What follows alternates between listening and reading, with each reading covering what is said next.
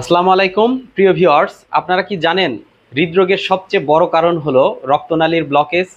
আজকের ভিডিওতে আমরা সহজ ভাষায় জানব হার্টের রক্তনালী কিভাবে ব্লকড হয় এবং কেন এটা ভয়ঙ্কর হতে পারে। হার্ট কিভাবে কাজ করে? রক্তনালীর মাধ্যমে শরীরের বিভিন্ন অংশে অক্সিজেন ও পুষ্টি সরবরাহ হয়। ফ্যাট, কোলেস্টেরল ও অন্যান্য পদার্থ ধীরে ধীরে রক্তনালীর ভিতরে জমে গিয়ে প্লাক তৈরি করে, আর এই প্লাকটা একটা সময় অনেক বড় হয়ে রক্ত চলাচলে বাধার সৃষ্টি করে থাকে। যেমন ধরুন, বাসাবাড়িতে যদি কোনো পানি গড়ানোর পাইপ থাকে এবং সেই পাইপ দিয়ে যদি দীর্ঘদিন যাবৎ পানি গড়তে থাকে, একটা সময় সেই পাইপের ভিতরে কিন্তু শ্যাওলা জমে যাবে এবং শ্যাওলা জমতে জমতে সেই পাইপটা ব্লক করে ফেলবে, মানে বন্ধ হয়ে যাবে। এর ভেতর দিয়ে কিন্তু আর পানি বের হতে পারবে না। হার্টও ঠিক তেমনি।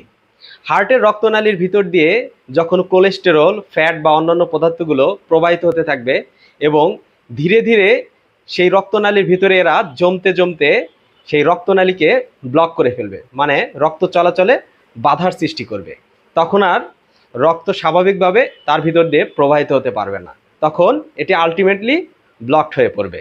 রক্তনালী ব্লকড হওয়ার প্রধান প্রধান কারণগুলো হলো অনিয়ন্ত্রিত খাবার, অর্থাৎ ফাস্ট ফুড, ট্রান্স ফ্যাট, এই খাবারগুলো খাওয়া, ডায়াবেটিস, উচ্চ রক্তচাপ, ধূমপান, কম শরীরচর্চা এবং মানসিক চাপের কারণে এই রক্তনালী ব্লকেজ হয়ে থাকে।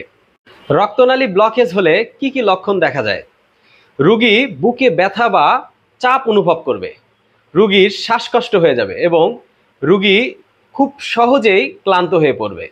রক্তনালী ব্লকেজ হওয়ার ঝুঁকি এড়ানোর উপায়: স্বাস্থ্যকর খাদ্যাভ্যাস গড়ে তোলা, নিয়মিত ব্যায়াম করা, ধূমপান পরিহার করা, নিয়মিত মেডিকেল চেক আপ করা, প্রতিদিন অন্তত 30 মিনিট হাঁটা হৃদরোগের ঝুঁকি কমায়। হার্টের ব্লকড হওয়া প্রতিরোধযোগ্য যদি আমরা এখন থেকেই সচেতন হই।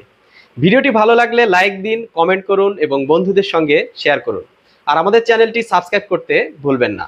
আর বিস্তারিত জানতে ভিজিট করুন redonpharma.com। ধন্যবাদ সবাইকে। আসসালামু আলাইকুম।